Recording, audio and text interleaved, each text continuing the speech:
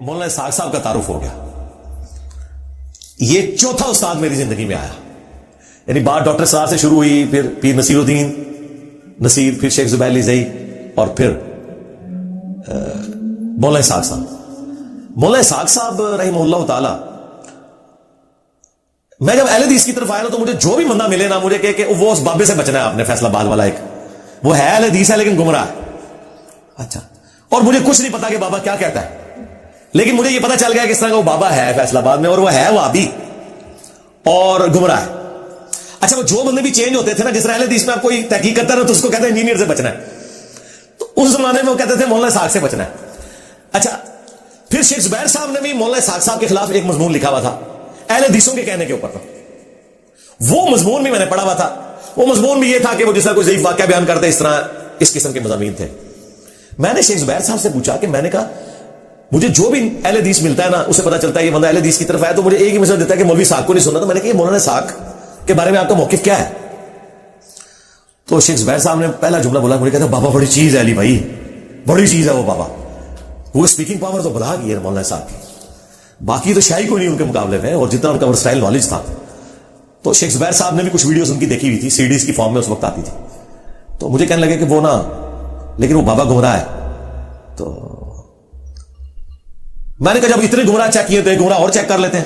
ہاں, اب اللہ تعالیٰ نے مجھے گائیڈ کرنا تھا. انہی دنوں میرے آفس میں ایک بندہ ایسا آیا جو انجینئر یونیورسٹی میں, وہ بھی دعوت اسلامی میں تھا, مجھ سے 1 سال جونیئر تھا جب میں دعوت اسلامی میں تھا, اور وہ مولانا صاحب کو ملنے جا رہا تھا. وہ مجھے دیکھ کے حیران ہوا کہ میں اہل حدیث ہو چکا ہوں اور وہ اہل حدیث سے بھی آگے جا چکا ہے. تو نا وہ جب اس نے مجھے کہا, میں نا وہ ایک بہت بڑے اس دور کے عالم دین ہے فیصلہ آباد میں, بہت بڑے اسلامک اسکالر ہیں, تو میں انہیں ملنے جا رہا ہوں. میں نے کہا کون؟ تو کہنے لگے وہ مولانا اسحاق صاحب ہیں. میں نے کہا یہ وہ جو بابا جی ہیں؟ کہتے ہیں ہاں. اچھا, کہتے ہیں آپ نے سنا؟ میں نے کہا ان کے بارے میں نے سنا ہوا ہے, لیکن آپ جا رہے ہو نا کچھ سیڈیز ان کی لے آنا وہاں سے, تو میں نا وہ دیکھوں گا. کیونکہ اس زمانے میں یوٹیوب انٹرنیٹ کون گھر میں لگواتا تھا, اسپیڈ بھی کدھر, اور یہ تو بعد میں ذرا بوم آیا نا 2015 کے اندر جا کے. تو اور مجھے اتنا پتا بھی نہیں تھا کہ یوٹیوب چینل بھی اس طرح کی کوئی ویڈیوز بھی, یہ ایک چینل بھی جو بنایا تھا وہ ہمارے کسی اسٹوڈنٹ نے بنایا تھا, وہی اپلوڈ کرتا تھا. میں نے کبھی یوٹیوب یوز بھی نہیں کیا تھا, میں نے 2014 کے بعد اسے استعمال کرنا شروع کیا. تو وہ کہنے لگا ٹھیک ہے میں آپ کے لیے سیڈیز لے آؤں گا. وہ آیا تو پھر کچھ عرصے بعد اس نے مجھے سی ڈی لا کے دی. آفس میں نا میرے وہ سی ڈی روم بھی تھا. میں نے جب پہلی سی ڈی مولانا صاحب کی ڈالی نا, آپ یقین کریں میں نے جب وہ ویڈیو کھولی نا, تو وہ بندے کو عادت ہوتی ہے نا جلدی جلدی پتا لگے کیا کہتا ہے. میں نے جناب وہ کلک کر کے نا, وہ جو پہلی ویڈیو کھولی تھی نا, میں نے کلک کر کے آگے کی نا, تو جو پہلا جملہ میرے کانوں پہ پڑا نا وہ صحیح بخاری کی 4108 تھی. ہاں, کہ تم میں جو خلافت چاہنے والا ہے اپنا سینگ اٹھائے, میں اس کے باپ سے زیادہ خلافت کا حقدار ہوں. یہ جو حضرت معاویہ نے خطبہ دیا تھا مدینہ شریف میں عبداللہ بن عمر کی طرف کنایا کر کے, لو جی منو تے تھلو لگی آگ تے اتو نکلی. اچھا, اور وہ عربی باتیں پڑھ کے فل بدی اس طرح ترجمہ کرتے تھے جیسے ہم اتنی فل بدی پنجابی بھی نہیں بول سکتے جتنی وہ پنجابی وہ بولتے تھے, اور اپروپریٹ ورڈز یوز کرتے تھے. میں نے جناب اتنی سی ڈی روک لی. میں جناب بخاری شریف کھول کے نا, میں نے مکتبۃ الشاملہ کھولا تو 4108 ڈالی میں نے, اور وہ حدیث میرے سامنے آئی. میں کہا میں آگے جانا ہے. میں سیدھا ٹھک فون ملایا شیخ زبیر صاحب کو. میں نے کہا مجھے بتائیں اگر کوئی شخص یہ کہ میں حضرت عمر سے زیادہ خلافت کا حقدار ہوں, ٹھیک ہے, تو مجھے کہنے لگے کون گستاخ ہے جس نے بات کی ہے؟ میں نے کہا یہ معاویہ بن ابی سفیان رضی اللہ تعالیٰ عنہ.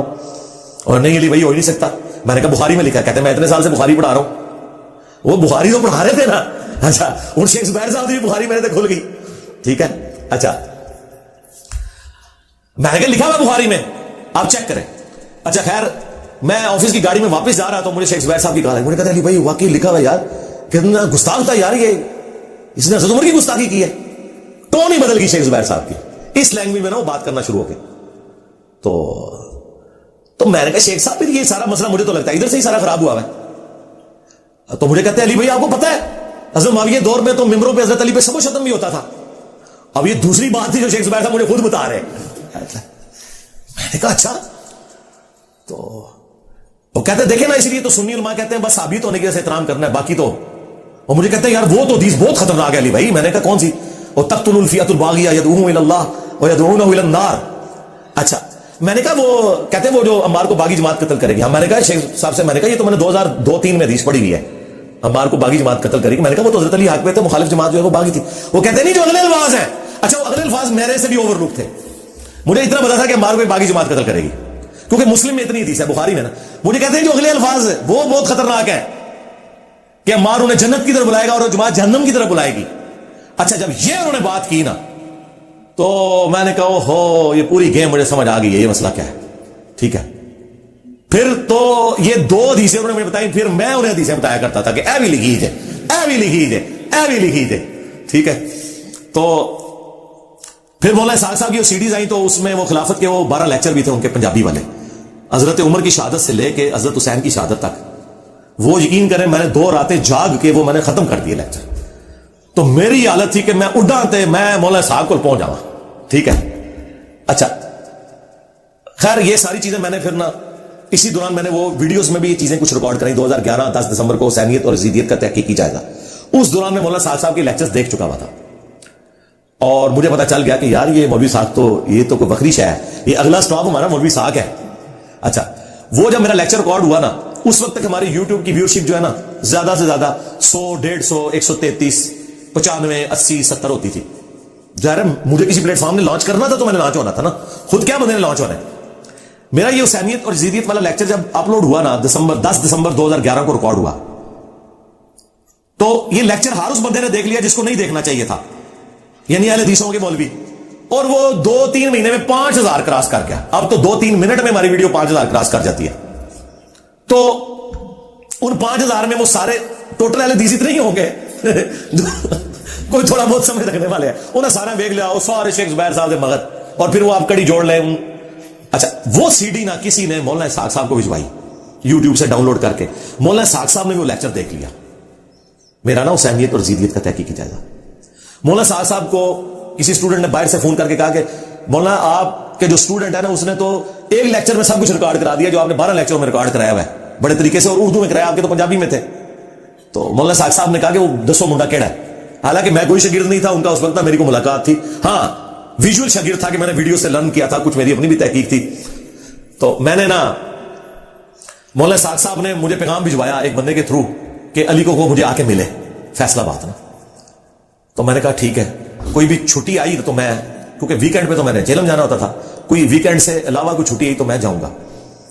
بائی چانس انہی دنوں میرا 23 مارچ 2012 23 مارچ کی یوم پاکستان کی چھٹی ہوا کرتی تھی اور وہ جمعے کے دن آ گیا. 3 چھٹیاں ہوگی ہماری، جمعہ ہفتہ اتوار. تو میں نے کہا چلو یہ جمعے کی چھٹی ہے، ہفتہ اتوار جیلم گزاریں گے. تو جمعے کی چھٹی ہم 23 مارچ 2012 کی مولانا اسحاق صاحب کے پاس. میں نے اپنے جو دوست تھے جن کے گھر میں درس بھی دیتا تھا I-10 میں، انہیں میں نے کہا، ان کا ٹھیک ہے جی گاڑی ریڈی ہے، موٹر وے سے جائیں گے. اور ثاقب اکبر صاحب کے پاس بھی ان دوران میں شیعہ کے پاس بھی جاننا شروع ہو گیا، لیکن ثاقب اکبر صاحب جو اتحاد امت پہ کام کرنے والے شیعہ، وہ رافضی ٹائپ نہیں، اس طرح کے شیعہ نہیں، رحمہ اللہ تعالیٰ. یہ میرے 5ویں استاد تھے، وہ فوت ہو چکے ہیں. ان سے میں نے ٹالرنس سیکھی. شیعہ کے فرقے کو میں نے اڈاپٹ تو نہیں کیا، لیکن میں نے اہل حدیث ہوتے ہوئے، سنی ہوتے ہوئے شیعہ کے ساتھ انٹریکشن شروع کیا کہ میں نے آبزرو کروں گی کیسے سوچتے ہیں. کیونکہ حضرت معاویہ والے مسئلے میں، یزید کے مسئلے میں تو ہم ایک پیج پہ آ چکے تھے، سوائے ایک ڈفرنس کے کہ وہ تھوڑا ایکسٹریم تھے. لیکن ثاقب اکبر صاحب ایکسٹریم نہیں تھے. وہ کہتے تھے میں انہیں صحابی مانتا ہوں، ان کا معاملہ اللہ کے سپرد ہے. باقی حضرت علی کے استاد وہ بغاوت کی، وہ اقلاد آباد، باقی وہ سب و شتم کے قائل کوئی نہیں تھے. توحید بھی ان کی مارے والی تھی. تو وہ بھی 2010 سے ٹل ان کی ڈیتھ تک اچھا ان کے ساتھ رہا. پاکستان کے دینی مسالک، ان کی کتاب بھی میں نے آپ لوگوں کو تعارف کروائی ہے. تو مولانا اسحاق صاحب کے وہ بھی بڑے عاشق تھے. انہوں نے کہا کہ جب بھی تم گئے مجھے بھی لے کے جانا. انہیں بھی ہم ساتھ لے گئے. ایک سوال وہ 40 کوسچن بھی مولانا اسحاق میں اینڈ پہ جا کے ان کا بھی ریکارڈ ہے آڈیو میں، یعنی وہ پیچھے بیٹھے ہیں، ویڈیو میں تو میں بھی نہیں نظر آ رہا، میری آواز ہے کیونکہ کیمرہ ایک تھا نا. 23 مارچ 2012 کو ہماری ملاقات ہوئی اور یہ ریکارڈنگ جمعے سے پہلے ہو چکی بھی تھی کیونکہ ہم صبح پہنچ گئے تھے وہاں 10:30 بجے. کیمرہ مین کو انہوں نے بلا لیا، میں نے 40 کوسچنز لکھے ہوئے تھے اور وہ میں نے وہی زیادہ تر یہ سنی شیعہ کنفلکٹ پہ کیے. سرکار وہ جو 40 کوسچنز ہے نا، وہ علم کا وہ شاہکار خزانہ ہے.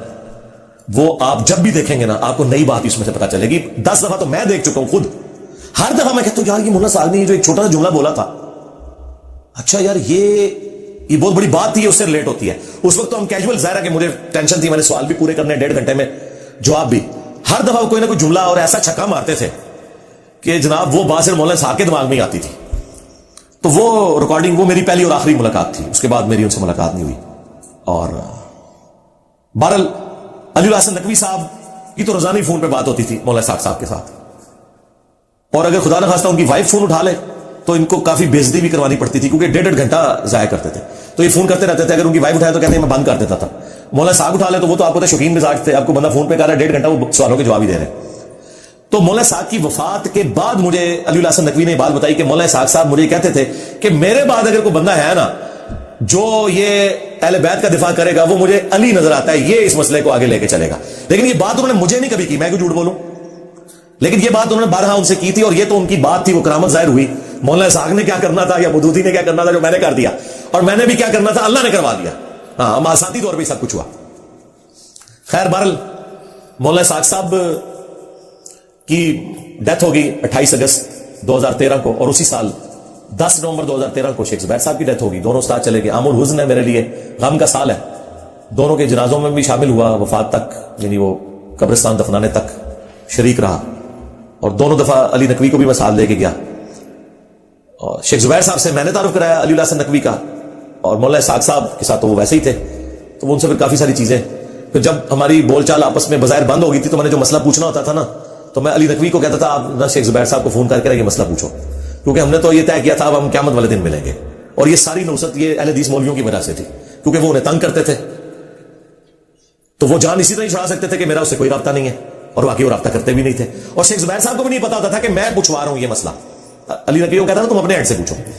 بہرحال یہ سارے معاملات اس حوالے سے چلتے رہے. مولانا ساگ صاحب سے جب میں مل کے نکلا نا, تو میں یعنی کہتا ہوں کہ 2012 میں 23 مارچ سے پہلے جو انجینئر محمد علی مرزا تھا نا, اور 2012 23 مارچ کے بعد کا جو انجینئر محمد علی مرزا ہے, زمین و آسمان کا فرق ہے. مولانا ساگ صاحب سے میں نے 2 ایسی چیزیں سیکھی ہیں جو کسی اور نے نہیں مجھے سکھائی.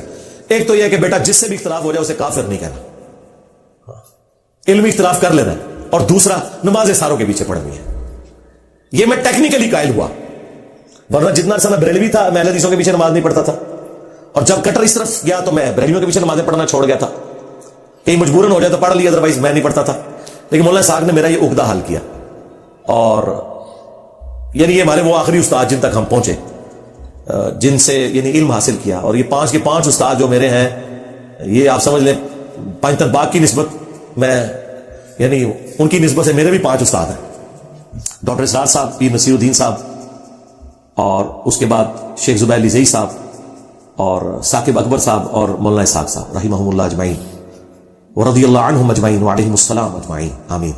ہم تو دعا ہی کر سکتے ہیں جی آج کے اس دن 100 نمبر پبلک سیشن میں, جہاں اپنے اسٹوڈنٹس کو یاد کیا جو فوت ہو چکے ہیں, تو اپنے استادوں کو بھی یاد کرنا چاہیے. میں تو روزانہ انہیں دعاؤں میں یاد رکھتا ہوں, اور ان کی تعلیمات ویڈیوز کی شکل میں جتنی تھیں وہ اللہ کا شکر ہے استفادہ ہے, ہم نے ویلیو ایڈیشن کر کے ان کو مزید بہتر انداز میں لوگوں تک پہنچایا. تو یہ فرقہ واریت کا بند بھی ٹوٹ گیا مولانا ساگ صاحب کی وجہ سے, ٹالرنس بھی آ گئی, اور یہ والے مسائل بھی کلیئر ہو گئے. فرقہ وارانہ جو ایک ایشو تھا سنی شیعہ کنفلکٹ پہ, جتنا بڑا کام مولانا ساگ نے کیا ہے اسلامک ہسٹری میں کسی نے نہیں کیا میرے علم کی حد تک. مولانا مودودی نے بھی ایک خاص حصے کو پکڑا نا خلافت و ملوکیت, لیکن باقی زیادہ تر مسائل ہمارے حل کیے ہیں مولانا ساگ صاحب نے. اور انہوں نے یہ سارا جو بند ہے نا سنی شیعہ دراڑ جو ہے یہ فل کی, اور پھر جس طریقے سے ہم نے اس کو لوگوں کے سامنے پریزنٹ کیا ہے وہ الحمدللہ ایک سمجھ لیں بلیک اینڈ وائٹ میں 2+2=4 میتھمیٹیکلی ایک ایک چیز لوگوں کے سامنے آ گئی. بل مجھے اس بات کی خوشی ہے کہ میری ویڈیوز جب ریکارڈ ہونی شروع ہوئی ہیں اکتوبر 2010 میں پراپرلی, اس سے پہلے ایک دکا ویڈیوز تھیں جو قرآن کلاسز 2010 سے شروع ہوئی ہیں, اور پھر اسی میں سے آگے سارا سلسلہ. تو میں نے آپ 2010 کی میری جو اکتوبر 2010 کی پہلی قرآن کلاس ہے اس میں بھی دیکھیں میں نے فرقہ واریت کے خلاف بولا ہوا. تو یعنی اس دعوت کے پلیٹ فارم سے جب بھی بات کی کسی فرقے کو سپورٹ نہیں کی. البتہ پہلے دن بھی کہتا تھا کہ میں اہل حدیث کے منہج کو سب سے بہتر سمجھتا ہوں, آج بھی کہتا ہوں, باوجود اس کے کہ مجھے سب سے زیادہ تکلیفیں ان سے اٹھانی پڑی. شروع میں سب سے زیادہ تکلیفیں بریلویوں سے اٹھانی پڑی, لیکن آج بھی میں بریلوی, دیوبندی, اہل حدیث, شیعہ سب کو مسلمان سمجھتا ہوں. علمی اختلاف اپنی جگہ, قادیانیوں کو ہم کافر سمجھتے ہیں, نصیریہ کو کافر سمجھتے ہیں, لیکن باقی جتنے مسلمانوں کے فرقے ہیں ان کو ہم الحمدللہ مسلمان سمجھتے ہیں اور علمی اختلاف کرتے ہیں, لیکن نفرت نہیں کرتے. جب کبھی کوئی بڑا عالم آ جائے میں اس کے پیچھے نماز پڑھتا ہوں. ہماری اکیڈمی میں بھی آئے اسے امامت پہ کھڑا کرتے ہیں کہ بھائی آپ پڑھائیں نماز, ہمیں کوئی آر نہیں سوالے سے, ہماری نماز ہو جاتی ہے. بھائی آپ کے ہمارے پیچھے ہو یا نہ ہو, ہماری آپ کے پیچھے ہو جائے گی, کیونکہ ہم تو ان پہ ترس کھاتے ہیں, ان بیچاروں کو پتہ ہی نہیں ہے یہ کنویں کے مینڈک ہے. میں اس چیز کو سمجھ سکتا ہوں کیونکہ میں 5 سال انجینئرنگ یونیورسٹی میں نے ایک نماز بھی جماعت سے نہیں پڑھی مسجد میں, کیونکہ دیوبندی امام تھا, اور ویسے میں مسافر ہوتا تھا تو میں نماز اپنی ہی پڑھتا تھا. مسجد میں بھی پڑھنی ہے تو الگ سے اپنے 2 فرض پڑھنے ہیں, کمرے میں پڑھنی ہے تو اپنی علیحدہ سے پڑھنی ہے, جماعت بھی کرانی ہے تو اپنی جماعت کرانی ہے. اتنا کٹر تھا میں. لیکن جب کٹر ٹوٹا تو یہ بات سمجھ آئی کہ یار یہ سارا فراڈ ہی چل رہا تھا, اللہ کا شکر ہے ایک ایک کر کے یہ سارے معاملات اللہ تعالیٰ نے عقدے حل کیے اور اس دعوت حق کو اللہ تعالیٰ نے یہ پذیرائی دی سوشل میڈیا کی برکت سے. 2015 تک تو میری جتنی ویڈیوز ریکارڈ ہوئی ہیں درجنوں, کبھی کسی مولوی کی میں نے تصویر نہیں لگائی تھی, تھم نیل بھی نہیں ہوتا تھا. تھم نیل تو ہم نے 2017 میں بنانے شروع کیے ہیں. اس سے پہلے 9 سال ویڈیوز ریکارڈ ہو چکی ہوئی تھی, سینکڑوں ویڈیوز. یہ تو جب مولوی 2015 میں میرے سامنے آئے اور انہوں نے بھائی نے مجھے للکارا تو پھر ان کے اوپر میں نے اکا دکا کلپ شروع کیے اور پھر زیادہ ہنگامہ کھڑا کیا انہوں نے. پہلے تو انہیں سمجھ نہیں آئی نا کہ یہ کیا ہونے جا رہا ہے, لیکن جب ان کا ٹائٹینک ڈوب گیا تو انہیں پتا چلا کہ تو ہمارے ساتھ بہت کچھ ہو گیا. آپ تو یہ جو مرضی کریں, آپ تو میرا چیلنج ہے یہ قرآن و حدیث میں بیان کریں گے نا, تب بھی لوگ کہیں گے پہلے دیکھیں گے پھر مانیں گے کیونکہ تم لوگ جھوٹے ہو. اب ان کی کریڈیبلٹی کا حال یہ ہو چکا ہے. تو اب یہ جتنا مرضی چیخیں, ان کے ساتھ جو ہونا تھا وہ ہو گیا. اور آخر میں وہ بات کروں گا جو اکثر میں اپنے ان قریبی دوستوں سے کرتا ہوں جو ہمیں سمجھاتے تھے کہ ہاتھ ہلا رکھو 3 معاملات میں. ایک عقیدہ توحید پہ میری 0 ٹالرنس رہی ہے, نہ میں نے کوئی پچھلا چھوڑا نہ کوئی اگلا چھوڑا. نمبر 2, بابوں کا میں دشمن ہوں اس وجہ سے کہ انہوں نے رسول اللہ کی مخالفت کی, ان کی تعلیمات, ان کا تو دشمن نہیں, ان کی تعلیمات کا جو ہم تک پہنچی, ان کا معاملہ اللہ کے سپرد. اور بابوں سے مراد وہ ہیں جو غدار باب ہیں, ان سے مراد بخاری مسلم نہیں ہے جنہوں نے رسول اللہ کے ساتھ وفاداری کی ہے صلی اللہ علیہ وسلم. ان کو لے کے تو ہم چل رہے ہیں, ان کی تو کتابیں احترام سے رکھی ہوئی ہیں. اور تیسری چیز بنو امیہ, لوگ سمجھتے تھے کہ یہ ٹاپک ہماری دعوت کو نقصان پہنچائے گا. آج دیکھ لیں دنیا میں جتنے لوگ ہمارے اس دعوت حق کی وجہ سے رسول اللہ کے ساتھ اٹیچ ہوئے ہیں, میرے ساتھ نہیں, کیونکہ نہ تو میری کوئی چندہ بک, نہ کوئی مسجد, نہ کوئی مدرسہ, نہ کوئی فرقہ. نبی علیہ السلام کے ساتھ جو لوگ اٹیچ ہوئے ہیں اس دعوت حق کی برکت سے, ان کے جب ہم نے لائیو سیشنز میں انٹرویو کیے 90% سے زیادہ وہ لوگ ہیں جنہیں ہمارا تعارف نیگیٹو ہوا ہے. اور یہ میں احتیاطاً کہہ رہا ہوں, ایسے 99% ہی نیگیٹو تعارف والے ہیں. اور نیگیٹو تعارف میں بھی بابے یعنی گستاخانہ عبارتیں ان کی, چشتی رسول اللہ, اشرف رسول اللہ, باقی صاحب و سکر کی باتیں, اور بنو امیہ, مسئلہ یزید اور امیر شام کا ایشو, اور توحید کے بارے میں میرا سخت سٹانس. یہ وہ 3 چیزیں جو ہماری اسٹرینتھ بنی ہیں. لوگ اہل بیت کی محبت میں توحید پہ آ گئے اس مسئلے میں ڈیپ کرتے ہوئے. لوگ بابوں کے خلاف جو گستاخانہ مواد جو میں نے اکٹھا کیا, جسے میں نے انجینئرنگ یا انجینئر کی ڈاکٹرن نام دیا ہے, جو میں نے پوائنٹ نمبر 10 میں بھی بیان کیا تھا کہ پہلوان کو اس کے زور پہ گرانا ہے, اور وہ ہمارا کام کر گیا. یہ وہ نیگیٹو چیزیں تھیں جس کی وجہ سے آپ اگر میری 12-15 سال پہلے کی ویڈیوز دیکھیں, 12 سال کی, ان کے نیچے 90% کمنٹس میرے خلاف ہوتے تھے کہ بزرگوں کا گستاخ ہے, یہ دیکھو کیسے فلاں بزرگ کا نام لے رہا ہے. اور آج جو لوگ مجھے کہتے تھے نا گستاخ, آج انہوں نے میمز والے چینل بزرگوں کے خلاف بنائے ہوئے. جو لوگ ہمیں کل تک کہتے تھے نا کہ آپ حضرت معاویہ رضی اللہ تعالیٰ کے مسئلے میں ذرا ڈر بھی اختیار کریں, باتیں ٹھیک ہے لیکن یہ بیان نہ کریں, آج وہ ہمیں گلا کرتے ہیں آپ رضی اللہ عنہ کیوں کہتے ہیں, یعنی وہ دوسری طرف چلے گئے. اور ہم نے انہیں روکا کہ نہیں بھائی, علم کی بنیاد پہ فیصلہ ہوگا, صحابی کا احترام ہوگا اس شخص کے اعمال کی وجہ سے نہیں, نبی علیہ السلام کی نسبت کی وجہ سے. اور نبی علیہ السلام کی نسبت کی وجہ سے جو اس نے امت کو یا اہل البیت کو تکلیفیں دی ہیں, اس میں ہم اس کا جھوٹا دفاع بھی نہیں کریں گے, کیونکہ وہاں نبی علیہ السلام نے ہمیں کہا ہے کہ غدیر خون پہ کھڑے رہنا, قرآن کو پکڑ لینا, اور اہل بیت کے معاملے میں تمہیں اللہ کا خوف دلاتا ہوں, صحیح مسلم کی جو حدیث. تو توحید بھی اللہ کے فضل سے انبیاء والی اس پلیٹ فارم سے بیان ہوئی ہے, اور اہل البیت کا دفاع بھی اس پلیٹ فارم سے ہوا ہے. یہ پلیٹ فارم غدیر خون پہ